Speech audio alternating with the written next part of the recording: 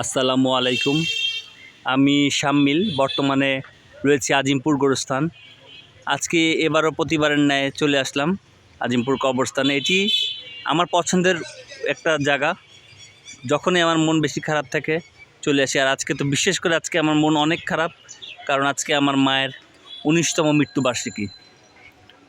১৯ বছর আগে তিনি এই দিনে ঠিক মাগরিবের কিছুক্ষণ আগে এই দুনিয়া ছেড়ে অন্ধকারে কবরে শায়িত হয়েছেন। ওই দুনিয়ার সফর শেষ করেছেন। আজকে তার মৃত্যুবার্ষিকী। তো ১৯তম মৃত্যুবার্ষিকী উপলক্ষে আসলাম কবর জিয়ারত করার জন্য। কবর জিয়ারত করলাম, তার জন্য দোয়া খায়রাত করলাম।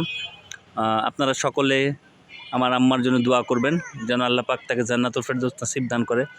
এবং এই গোরস্থানে শায়িত রয়েছে আমার দাদা, আমার দাদি, আমার বাবা, আমার মা, আমার চাচা, আমার মামা, আমাদের এক খালাম্মা, খালু এবং ভাই ব্রাদার, অনেকে নাম না জানা অনেকে আরও রয়েছে। সকলের নাম আসলে বলা সম্ভব হচ্ছে না এখন।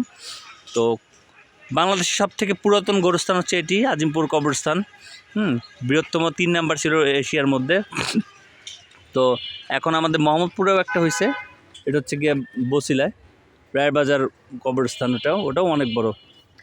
যত বড় হোক বা যেটাই হোক, আমার খুব পছন্দের জায়গা হচ্ছে আজিমপুর গোরস্থান। এখানে আসলে মনে অন্যরকম এক শান্তি লাগে এবং পৃথিবীর সব কিছুই ভুলে যাই।